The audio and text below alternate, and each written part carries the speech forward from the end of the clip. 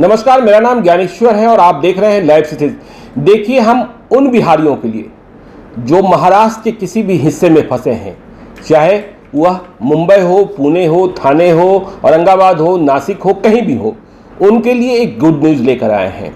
क्योंकि महाराष्ट्र की उद्धव ठाकरे सरकार ने केंद्र की गाइडलाइंस के तहत वापसी के लिए क्या नियम कायदे होंगे वो तय कर दिए हैं। आपको किनसे संपर्क करना है यह भी तय कर दिया है।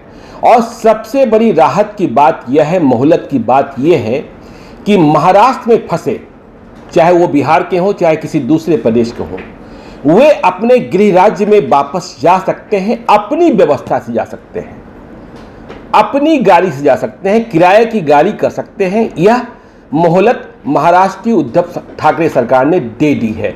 अभी से कुछ देर पहले महाराष्ट्र की उद्धव ठाकरे सरकार ने 13 सूत्री शर्तों के साथ गाइडलाइंस जारी किया है, जो कल मिनिस्ट्री ऑफ होम अफेयर्स मतलब भारत सरकार के केंद्रीय गृह मंत्रालय के आदेश के आलोक में है। तो इसमें कहा गया है कि आप वापस जा सकते हैं अपने प्रदेशों में। कैसे जाएंगे? तो देखिए, जिस नोडल अफसर की बात हुई थी, तो महाराष्ट्र में जितने जिले हैं उनके जो डिस्ट्रिक्ट मजिस्ट्रेट्स हैं मतलब डीएम हैं, उन्हें नोडल अफसर अपॉइंट कर दिया गया है।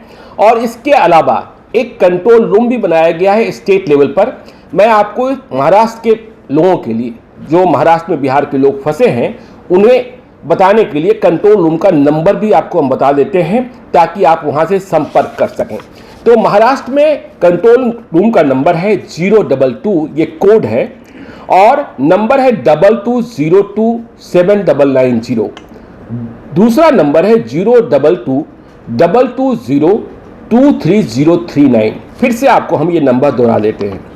कंट्रोल रूम का नंबर है मुंबई का 02222027990, 02222023039। तो इन दोनों नंबरों पर आप संपर्क करिए। यदि आप बिहार वापस आना चाहते हैं या किसी दूसरे प्रदेश में वापस जाना चाहते हैं अपने गृह राज्य में, तो यहां संपर्क कर आप कायदे कानून के बारे में और विस्तृत जानकारी पा सकते हैं।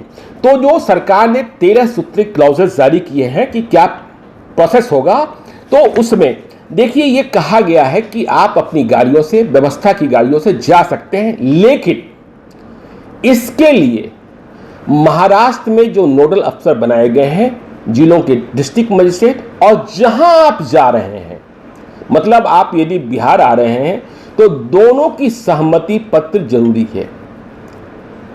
तो देखिए, एक लोचा ये है कि अब मुंबई का व्यक्ति यदि सहरसा वापस आना चाहता है, बिहार वापस आना चाहता है, तो उसके पास बिहार का भी परमिशन लेटर होना चाहिए। अब बिहार से अनुमति पत्र कैसे जारी होगा? देखिए, अभी बिहार सरकार ने कोई प्रोसेस अभी घोषणा नहीं की है, कुछ घंटों में हो संभव है घोषणा हो जाए, तब भी लाइव स्ट्रीम आपको बताएगा। लेकिन प्रक्रिया थोड़ी कठिन, आप खुद की गाड़ियों से आना चाहते हैं तब भी प्रक्रिया थोड़ी कठिन हो गई है, क्योंकि नोडल अफसर के पास पहले आपको अपना नाम पंजीकृत करना होगा, गाड़ी का नंबर बताना होगा, फिर गाड़ी का परमिशन मिलेगा। लेकिन इसके पहले बिहार का अनुमति पत्र भी आपको प्राप्त करना होगा।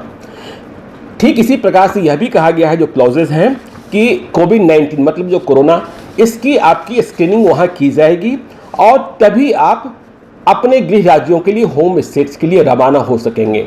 तो यदि आपके भीतर कोई लक्षण नहीं मिलेगा तभी आपको परमिशन दी जाएगी।